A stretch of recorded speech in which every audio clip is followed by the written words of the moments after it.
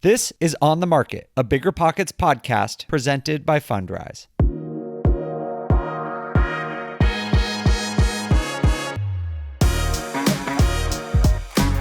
Hey everyone, welcome to On the Market. I am joined today to talk about 3D printed houses, a topic I have been long wanting to get into with my friend James Daynard. James, what's going on, man? Oh, just living the tough life. We're out in Catalina Island right now. I know, I'm getting like seasick a little bit watching you on the camera because you're just bouncing around on your boat right now. This is like just heaven on earth. Like, I like the rocking. It's the most calming place I can be. So you're just working like full-time, regular job, doing everything you do just from a boat? Right now, today I get to. So that's the benefit. I flew back from Seattle late last night and got on. I literally landed, packed up my stuff, got on the boat and mashed out. So just always on the either plane or boat, I guess now. Man, anyone listening to this who is aspiring for financial freedom, James is giving you a masterclass in where you could get to through the power of real estate. It's pretty awesome. This is all paid for by my interest in investments, by the way. Everything is paid for. That's incredible. Well, James, we have an awesome interview that we just wrapped up with the CEO of one of the biggest and most successful 3D printed housing companies in the entire US. There's so much in there. It's like, honestly, this is one of the most exciting, inspiring interviews we've had on this show.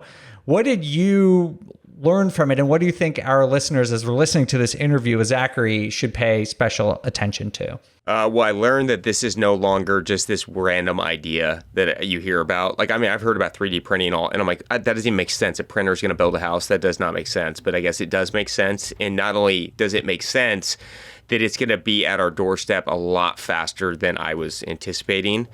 And there's a ton of benefit.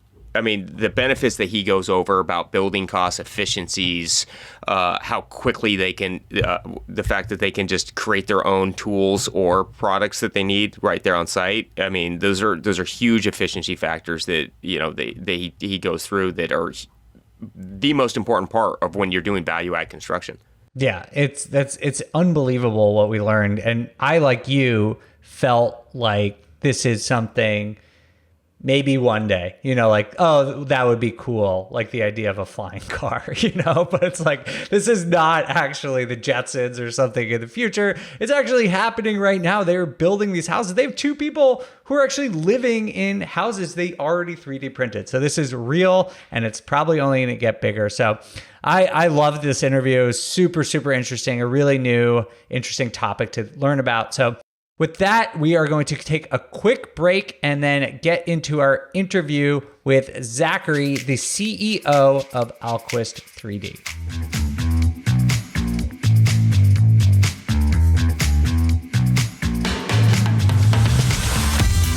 Zachary Mannheimer, CEO of Alquist 3D. Welcome to On the Market. Thank you so much. It's great to be here. We're really excited to have you here. Kaylin and I, when we first started On the Market, one of our top things that we wanted to talk about was 3D printed homes. I've been really fascinated with this whole industry. So super excited to have you here. And for everyone listening, just so you know, we're going to have Zachary here talking about some of his company's current projects and works. And if you want to learn more about the 3D printing industry in general or Zach's story, tune into Bigger News on the Bigger Pockets real estate feed tomorrow, where Zachary is going to be a guest there as well. But for today, Zachary, I would love to just hear a little bit about Alquist's mission and what you all are up to right now. Our goal is to solve the housing crisis. That's why we started the whole company. For 10 years, we've been doing economic and development and creative placemaking mostly in rural communities around the country. But the number one need, no matter where you are, is housing. And that's really the common denominator that can, I feel, bring a lot of people together, is that it doesn't matter if you're in rural New Hampshire or rural Mississippi or rural Arizona, they all have the same problem. Housing is the number one issue. So we created this company to address that need. That is the mission of the organization, and we're well on our way. I love how simply you say that your mission is to solve such an enormous problem. That's incredibly ambitious. It takes us, a couple weeks, no problem. Yeah, if the printers are that fast, I guess. That's right. So So it's interesting you said that. I do want to get into that, but to what you just said. But you mentioned that it's mostly a problem in rural communities, because I've always seen this stat that the U.S. is somewhere between 5 or 7 million houses short in the U.S. And is that correct, that it's not evenly distributed through different communities, different locations? Is it worse in rural communities than it is in urban or suburban areas? I would say it's worse per capita in rural locations. There's certainly a larger shortage in urban areas. No, there's no doubt. And there's larger demand. And I don't want to make the impression that 3D housing is only for rural. It can be done anywhere. But our mission is not just rural, by the way. Rural is one of the areas that we focus on, but it's also underserved communities. Really, the areas that we're not completely focused on are the areas where housing is not, affordability is an issue, but it's subjective. It's that there's tons of builders there and developers there. We're looking at the areas where developers don't want to go to. And they don't want to go there because it's not profitable? No, it's less profitable than it is in some of these other places. That's part of the reason. Another reason that you guys were talking about earlier is the issue of finding labor and making sure you have enough talent there. On and on, there's concerns. But that's why it's kind of a golden opportunity right now for smaller communities and underserved communities, for the biggest reason that for the first time in human history, you can live anywhere and work anywhere. But that means you have to have a good broadband signal and you have to have an appropriate home. So my prediction and our company's prediction are that some of these overlooked areas are going to, and already are, becoming really popular and exciting places for people to want to live. But these were overlooked for decades, and they're kind of exotic. You know, what happens in some of these areas compared to urban areas? Nobody knows that are in urban areas. I grew up in urban areas. That was my life for a very long time. I was originally from rural, but I grew up in the Philadelphia metro, and I was in New York City and London and big cities for most of my life until I moved to where I live now and the work that I do now in Iowa and beyond. And I had no knowledge of these places. I didn't even know how to pronounce a place like Des Moines. I had never heard of it. It didn't even cross my mind. And that was part of the problem. That's the larger political problem that we see right now. But from a housing perspective, we think we can solve a lot of problems nationally beyond housing if you're able to live in some of these smaller locations that have been overlooked. And is that the idea behind Project Virginia, which sounds like is one of the most, if probably the most ambitious 3D printed housing project to date? Is that right? It is. We are a very ambitious group. So Project Virginia is the largest 3D printed project planned on the residential side in the world. The plan is to print 200 3D printed homes throughout the Commonwealth of Virginia over the next 4 to 5 years. We're starting in on that work right now. It's super exciting, super ambitious. We still got a lot to learn, but we're well on our way. That's awesome. Can you just tell us a little bit about the project and how it came about? So we started our work in Virginia because we started a collaboration with Virginia Tech University and got a grant from Virginia Housing to print the first home in Richmond, which we did last year. And that gave birth to the work that we're doing now. Since our first home to be completed was the Habitat for Humanity home in Williamsburg. When that came online in the end of last year, things kind of went crazy. Today, we're averaging anywhere from 20 to 30 requests for 3D homes every hour. It's been that way since Christmas and shows no signs of stopping. It really illustrates how bad the problem is. Now, what's interesting about that amount of interest coming in is roughly 70 to 80% of it are individuals all over the world that are saying, hey, I've got land. Can you come 3D print me a house? But there's 20% of those folks are municipalities, state governments, federal governments that are reaching out to us and saying, we have a severe need in our neck of the woods, and can you come and help us? And so we are doing that. And the economic model surrounding that is by us offering licenses, which we can get into. But for Virginia, that's been where we've been working for the past 2 years. We've got amazing relationships throughout the Commonwealth there. On the academic level, at the state level, we were really pleased that Governor Youngkin came out to our job site in Pulaski when we announced Project Virginia, and he's a big believer in this technology. And so we've got a great support system there. But there are 3 strategic states that we're going to be printing in the next 12 months. And that's Virginia, Florida, and Iowa. We really wanted to pick 3 states that were right next to each other. And so we got interest from all over the place, but there's no possible way that we can cover the amount of interest that's coming into us. So we've created a licensee program, and we're going to be doing 4 of those this year, where we work with construction companies or otherwise that want to get into this. Because when you look at what Alquist has done, it's taken us 6 years and $2.5 million to get to where we are today. But it doesn't need to take that much time or money for another group to get there. They can work directly with us. We can, train them, give them our designs, our performance, our knowledge, our brand, and be their tech support throughout the life of the contract. We've got tons of interest from all over the world. We're going to do one international, and we'd love to be coming to a place near you. So Zach, when you guys are planning now, why did you pick those 3 states? Because obviously they're a little bit geographical, different locations. What as you guys are looking at expanding this product, part of, building, I know when we build, anytime we build in a new area, it's a new learning curve, and typically we're off on our metrics by like a good 10, 20% because it's a new thing, new city, different types of costs. So why did you pick those 3 different types of states? Is it like specific states that are more open to it right now, or is it more just because that's where you want to go? A bit of both, but you're right. And that's why we're not necessarily mobilizing in other states just yet, even though there's demand for it, is that it's expensive to show up. And you're right that the metrics are going to be off and there's a learning curve, and that's time is money.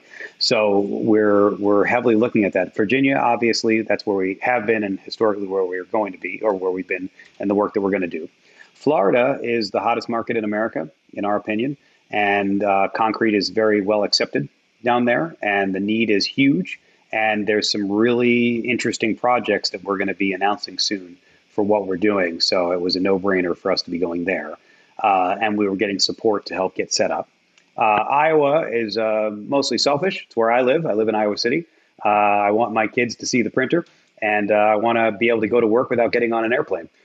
So that's why Iowa. So is it more based on like material selection then, like for areas that are like, for example, like Arizona has a lot of concrete houses, a lot of stucco.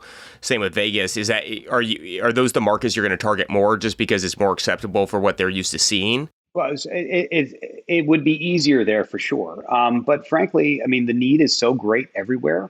It doesn't matter whether they're accepting of it or not. They know that they need housing. Now, you're right that there are areas of the country that are more accepting to this style, but we've actually come up with some pretty interesting and innovative ways to do different designs with the concrete. We can smooth the concrete as we're printing. It gives it a stucco-like look.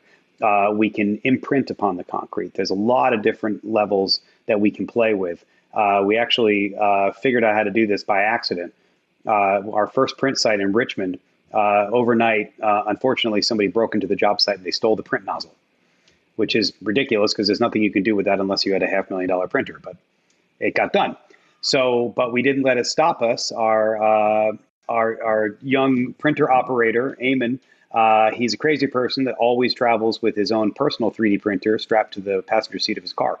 So he went out, got his 3D printer, set it up, and printed a brand new nozzle out of polymers. And we were back going an hour later. And he improved the nozzle. He added a feature on the side that was able to smooth the concrete. We all stood back and went, oh, this is what we want to do. And so now we've been working on several different designs. So it was a happy accident. That's amazing because we have theft problems up in Seattle. If I could just print my materials the next day, that would be... I can't tell you how many times our pump system has broken down and we just print a new part.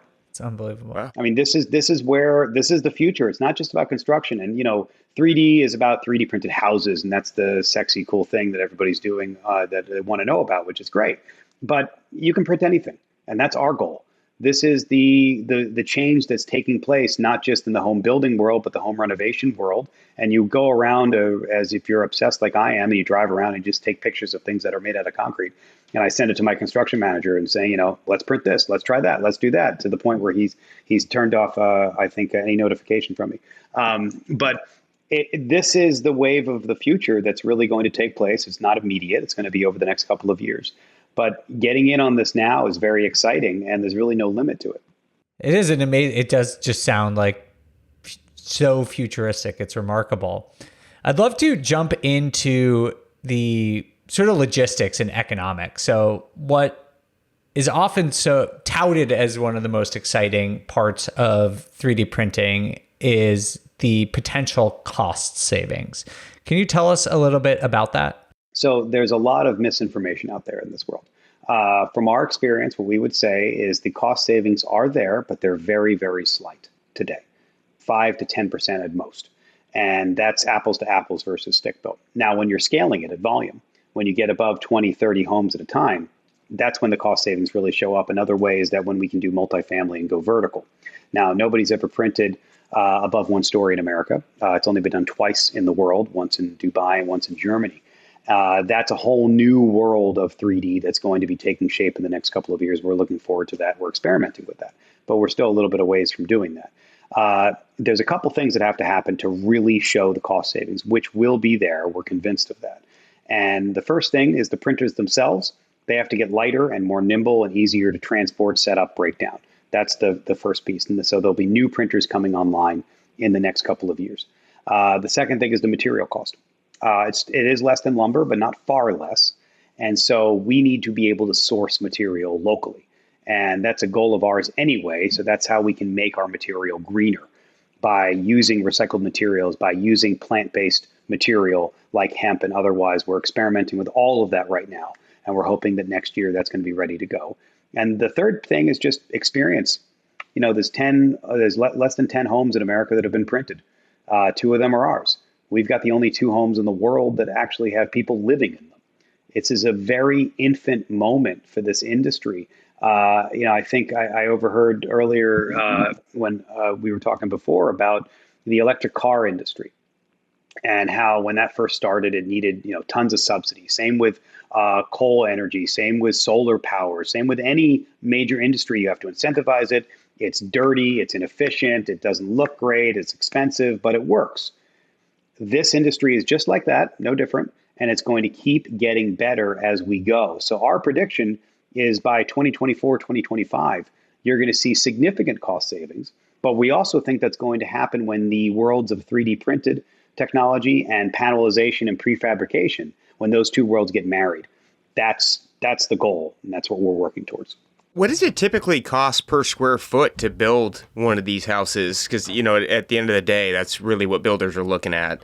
Like I know for us in our local Seattle market, for us to build a nice home, not too spec, but I would say like kind of in the upper spec level, it costs us, we're at $275 to $290 a foot, foundations, plans to delivery. And, that for us as a builder, we're tracking those costs rapidly. And obviously with the supply chain issues and inflation, it's made it substantially more difficult or slower because we have to time. The biggest thing is we have to time, like when we're locking in lumber. Like how do we secure it at the right time? And so we've been able to control our build costs pretty, like a lot better than our remodel costs, but the timing's been killing us because of the delays. What does it typically cost to build per square foot for like an entry level, 1,500 square foot house? So think of it this way, that the 3D part of the home building process at the moment takes up about 20% of your overall project. So right now we think that it's at a conservative level, 5 to 10% less than the numbers you're getting right now. But it swings wildly. We've seen it go as low as 180.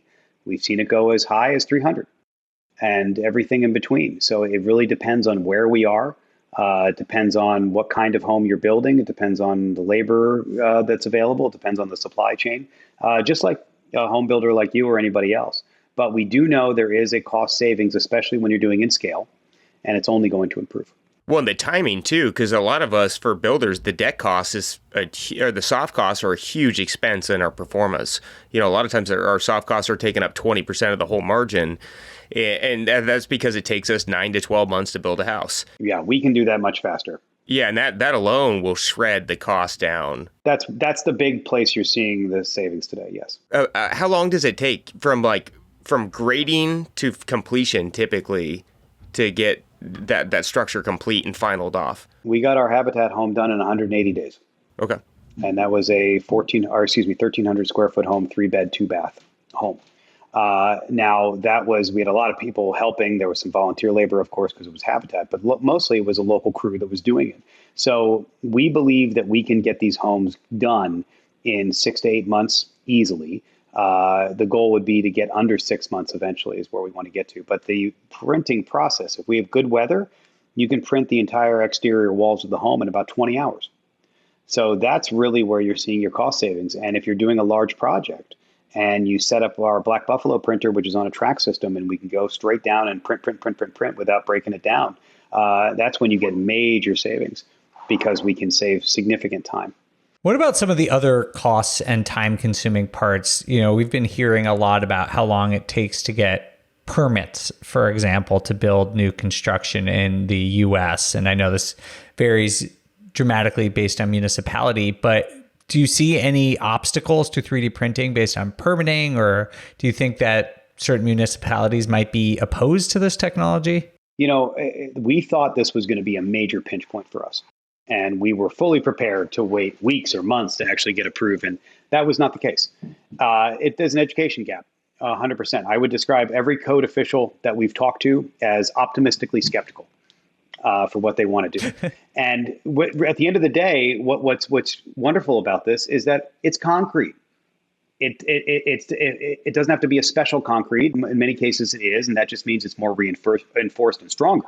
But it's concrete. We've been building concrete structures around the world for hundreds of years. It's nothing new. We don't pour it in a form, of course. We extrude it with a giant robot, which is weird. But other than that, it's done basically the same process as you would if you were pouring a form. So when the code officials come out and see it, and we want to be prototyping wherever we are so they can actually come see it. So there is a little bit of more cost on that end until we prove the model, but that's our job. The code officials are on board. Nobody's standing in the way of it. Sometimes we hear, it's going to be ugly or what's it going to be like to live in it or whatever. And we show them the images of the homes we've already done. And it removes any skepticism right away and folks get on board. So that is not, I don't believe that's going to be the problem. That's great news. I mean, I wonder what you think, how they would handle that in Seattle, James. Isn't it like months right now to get a permit? Oh my God.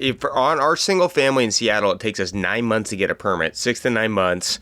And for townhomes, it's 12 to 18 months. And so what's happened is, there's so many things that come out of efficiently building. Because part of the thing is sellers have to take less from us because we have to wait that time period or they got to wait a long time. And so if you can eliminate the cost of the time, you can actually sell properties cheaper to the next consumer. You can pay the seller more, and there's so many good things that will help the economy in a healthy way. My biggest concern was just like the good weather is in Seattle. We get 10 months of rain a year, so it's like how do we pour anything? It's 3D printing is a challenge there, yes, but that's where at a place like that's when you're looking at prefab. Yep. And you can print the whole thing in a facility in a controlled environment, bring it out. It's much easier to do it that way when you're not fighting the weather. And the question is, does that increase in cost because of transportation and setup and breakdown, et cetera? So that's a math equation. And we believe by 2025, it's going to be a no-brainer. I remember when in like 2017, when green building hit this peak, like in Seattle, green building was a huge thing. They were doing net zero houses, 5-star. And since then, it's kind of peeled back a little bit because the new building codes are so good anyways now. You're basically 4-star with any kind of regular build. But at the same time, there was all those manufactured homes coming in, the modular modern homes. But the biggest problem, because we looked into trying to implement that plan, because we were like, oh, this is great. We get to build it off site. We get it dropped in. We can construct it in a very short amount of time once it's done. But the cost was like 3 times more than what you're quoting. It was going to be like $600 to $700 a square foot. Right. And we could not make anything pencil. And I was actually anticipating you saying that it was going to be more like $400 or $500 a square foot. So the fact that it's so close, I mean, that you guys are really on the verge of the edge of just going over, because costs have always been the biggest deal for those deals. Yes. Because at $500 a foot, you just can't make anything pencil. No, and that's part of the problem with the industry in general. And then there's other benefits to this, and costs are going to come down, which is great. But the other two big benefits here is that thanks to a study Virginia Tech did, we know that a 3D concrete home uses 50% less energy than a stick-built home. Huh. So right off the bat, you're cutting your energy bill in half without even doing any solar or anything else to make you net zero, which we do, by the way. We work with a group called Mavericks Microgrids out of California. They're going to put solar panels, microgrids, batteries, and EV chargers on all our homes, which is great. But even without that, you're at 50% less. for energy. The other thing to consider is that our homes structurally are much more efficient and can withstand major storms. And this is something we need to do more study on this. And there's going to be academic papers on each of these coming out next year on looking at seismic concerns, looking at flooding, fire, tornado and hurricane, and ballistics. And how does the house perform? And so that's all going to be coming out in the next year or two, and you're going to begin seeing that. So there's going to be other added benefits to this outside of just the cost savings. And then you add in the customization and the design. You can really make an interesting, crazy, we have these amazing designs of totally crazy Jetsons futuristic stuff that we're not doing right now because people would look at it and think it's ugly. So we were very specific that the first homes we were doing, they got to look like homes. They got to fit the neighborhood that we're going to go into. And that's why we did a very traditional design, and they look great. That's very wise. Yeah, a whole new architecture class is going to get built. Craftsman, modern, colonial, those are all going out the door. And they might over time. It's going to Jetsons. So this is so fascinating. I love learning about this. And if people want to get into this, how hard is it? It's such a nascent industry. Is it possible for regular investors, regular homeowners to build or print a 3D home right now? It is challenging. So first of all, from an investment standpoint, we are in a funding round now. So give us a call. So we're actively doing that, which is great.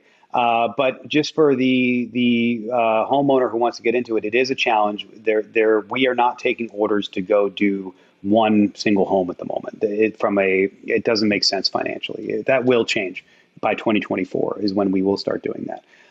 For the most part, it's partnering is a great way to go, but it's also the license agreement. And for people that really want to get into this, they don't need to spend the years of time that we've put in and the money that we've put in. We want to be the Consumer Reports of this world. We want to be offering all the ideas that we're the only company in the world that's printed with 2 different printers. There's more out there that we want to be testing. There's different materials that we want to be testing. We want to be working in general to get the common knowledge out there. The only way this is successful for Alquist and in general for the greater population, which is what we want, is commercialization. So we need there to be 50 more companies like ours. We're the only major 3D company out there that's not, we're not manufacturers. We don't make the machine. We don't make the material. We're a construction company. And so we are constantly looking to improve upon our situation and looking at the market and seeing what's out there. And we've got great partners. Black Buffalo 3D is our manufacturer of choice. They make the best printer, we think, on the market right now. Their material is great. They're great to work with. But there's constant improvements all the time.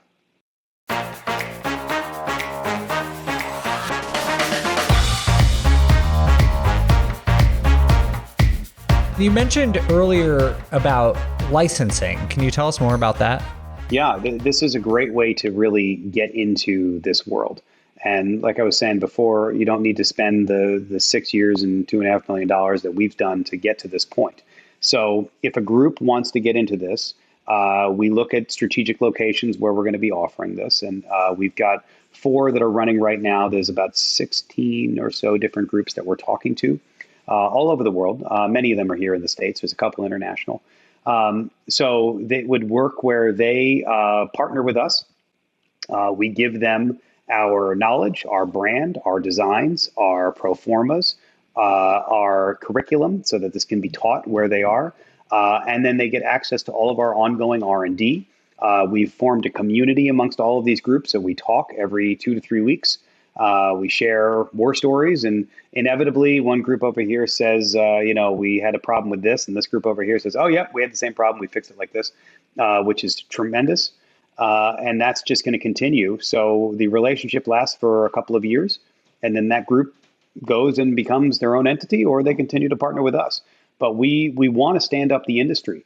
One, we have to solve the housing issue, and we need more people actively working on it like we are to help fix that problem.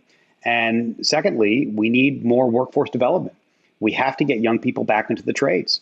And we think that 3D printing is that gateway drug, if you will, of getting young people to want to be attracted to going into construction. They can play with the machine. They can do this with a screen.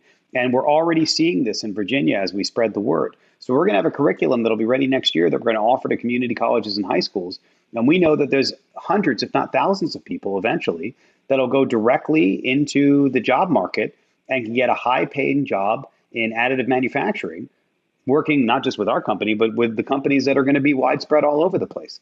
That world is going to marry with traditional construction, and it's going to marry with panelization and prefabrication modular manufactured construction.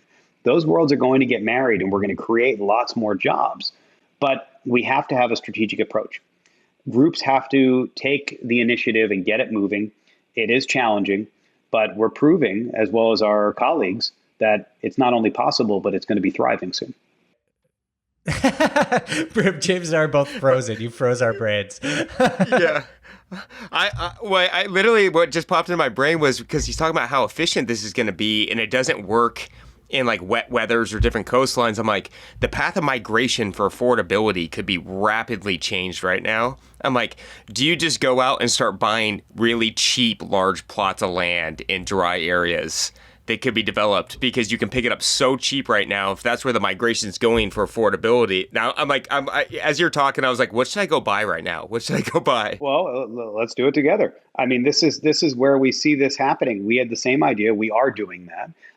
And there's this three-headed monster of migration happening right now. And this is unprecedented. What we have to remember, for the first time in human history right now, you can literally live and work from anywhere, and you don't have to be attracted to a city to get the best arts and culture, the best business and education opportunities. But you have to have strong broadband, and you got to have a house. So that's what we're trying to fix. Now, on the other side of that, you've got economic migration that's been happening forever. But normally it would happen where you go in a first city like a New York or San Francisco, you'd move on to a second city like a Minneapolis, a Nashville, and Austin, a Denver, and then maybe you'd move to a third city, which is we're in the rise of a third city right now. Those second cities I mentioned, they're already oversaturated. The third cities, Des Moines, Iowa, Boise, Idaho, Albuquerque, New Mexico, Madison, Wisconsin, Raleigh, North Carolina, Little Rock, Arkansas, Birmingham, Alabama.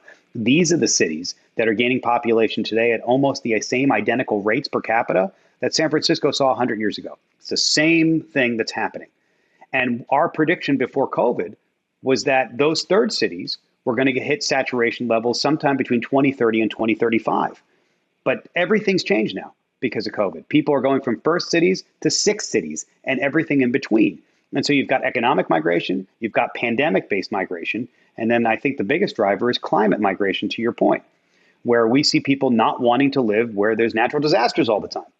And they want to go to a drier area, a safer area, a place like Iowa that has an abundance of space. Welcome.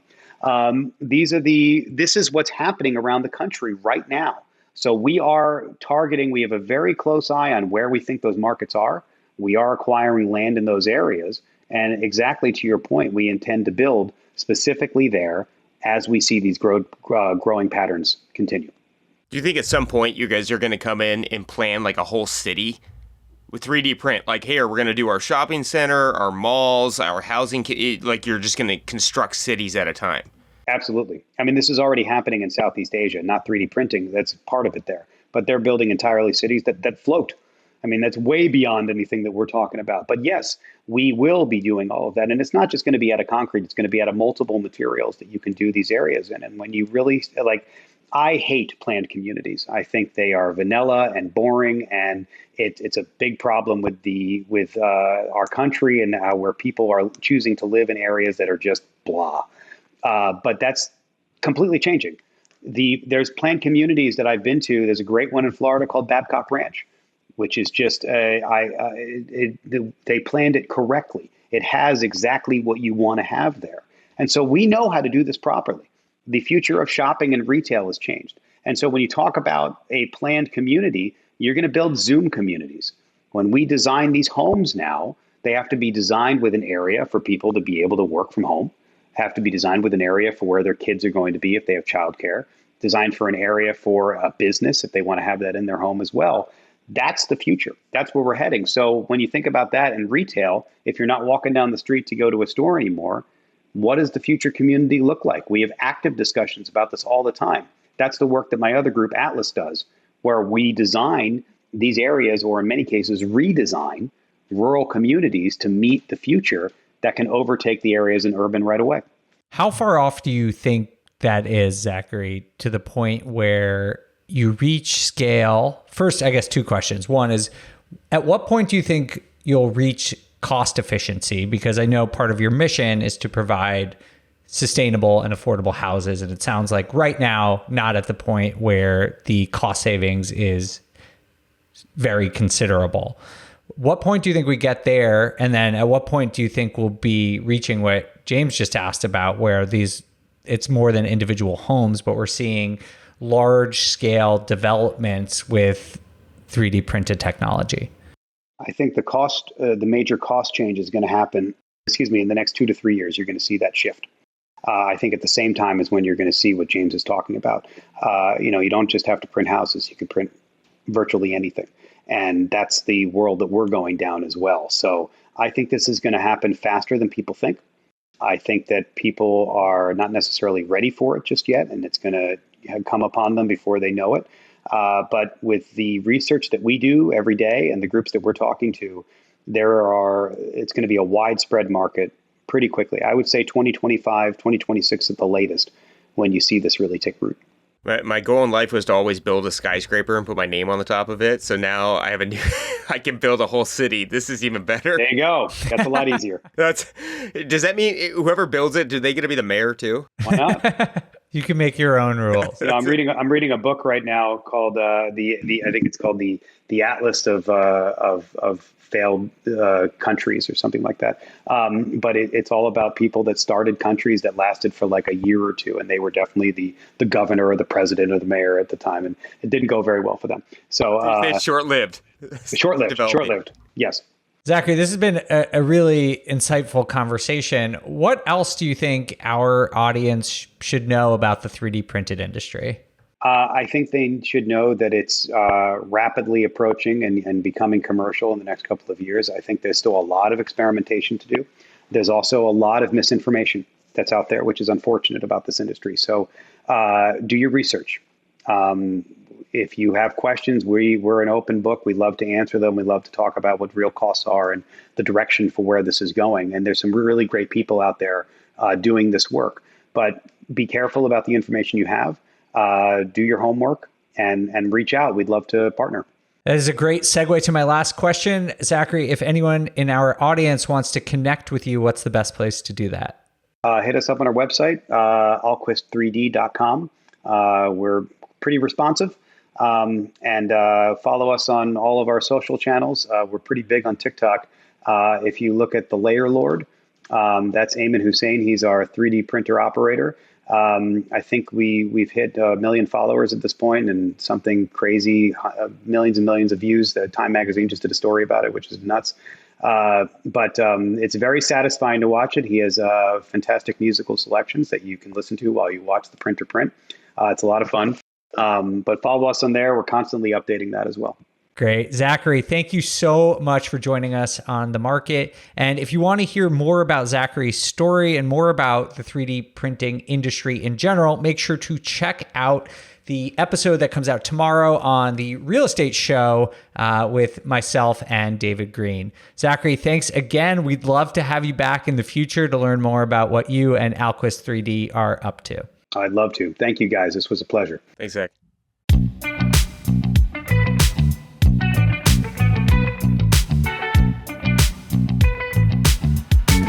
I don't even know what to say right now. That was so interesting, and my brain is just turning about all the incredible opportunity that is going to come in this industry over the next couple of years. It's incredible.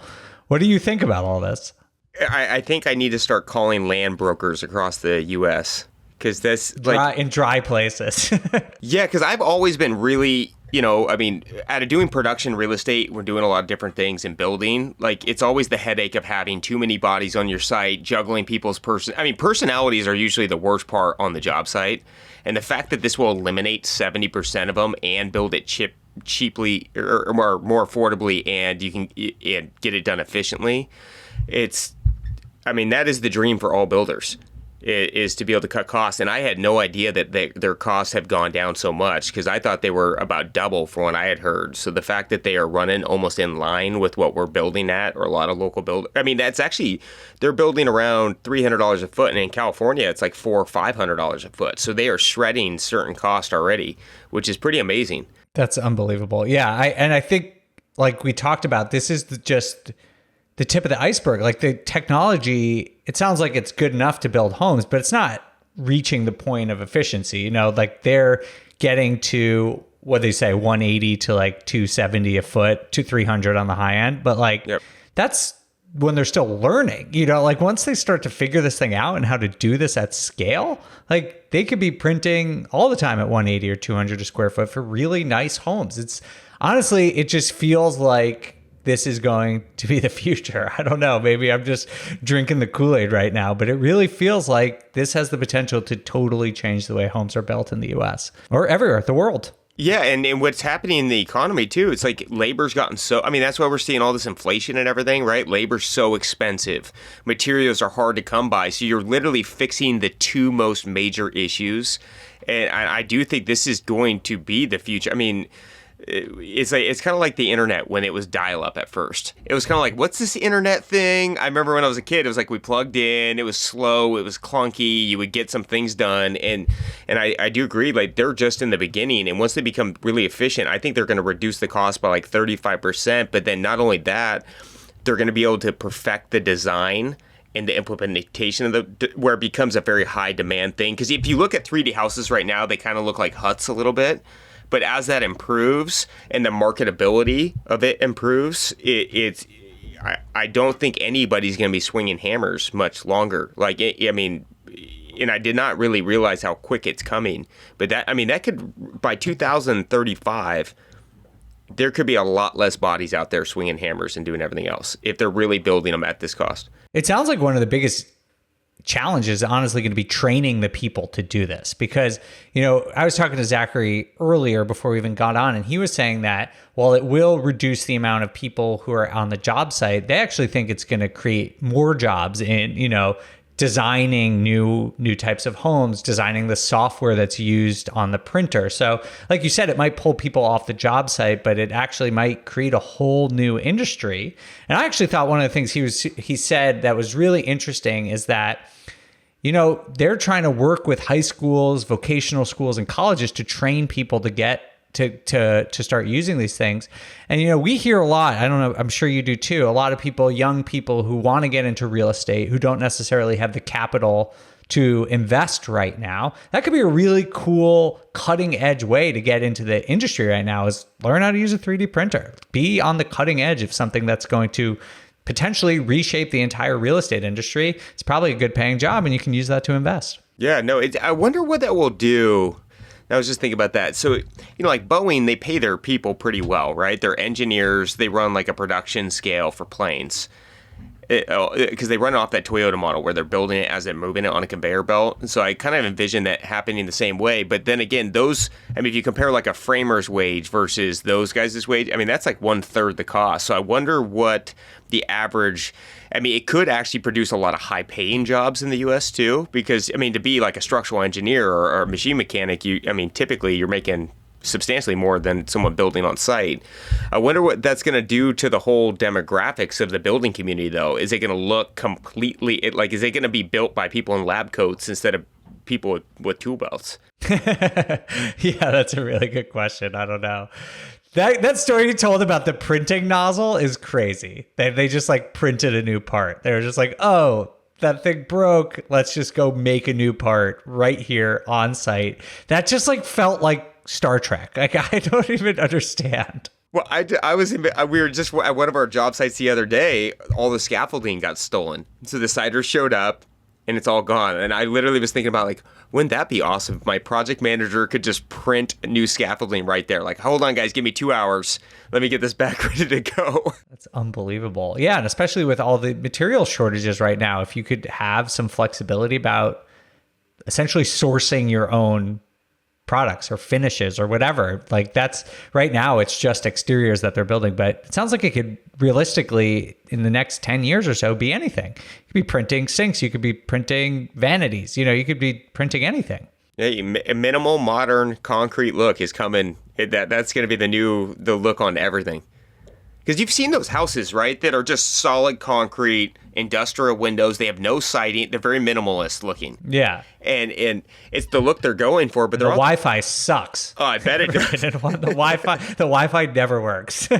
We should have asked them that. But like, are you guys building built-in Wi-Fi centers? It's better. But I mean, it is crazy the amount. And also the one thing we didn't even really touch on too is like the pollution that will actually, I mean, I wonder if it's going to reduce the pollution output. Because if you don't have to log as much, if things are getting poured out of concrete, I mean, there's a substantial amount of like environmental impacts that could be very beneficial also. So like cleaning up the environment, reducing build costs, affordability factors, like all these things can have some major, major impacts for the next 50, 100 years. It's super cool. It feels like we're on the edge of a really interesting new technology that I think we're both going to be following pretty closely because I am pumped up about this right now. James, thank you as always for joining. It is always a pleasure, and I hope you enjoy your time on your boat right now. It looks lovely over there. I know, it's my new office. I'm pretty excited. I'm fully set up to. Now I have a full goal to just become a professional podcast person, so I can sit on my boat and work all day. I think this is the dream. I mean, you're living it right now. All right. Well, thank you everyone for listening. We really appreciate it. We will be back with you next week with more On the Market. On the Market is created by me, Dave Meyer, and Kaylin Bennett. Produced by Kaylin Bennett. Editing by Joel Esparza and Onyx Media. Copywriting by Nate Weintraub. And a very special thanks to the entire BiggerPockets team. The content on the show On the Market are opinions only. All listeners should independently verify data points, opinions, and investment strategies.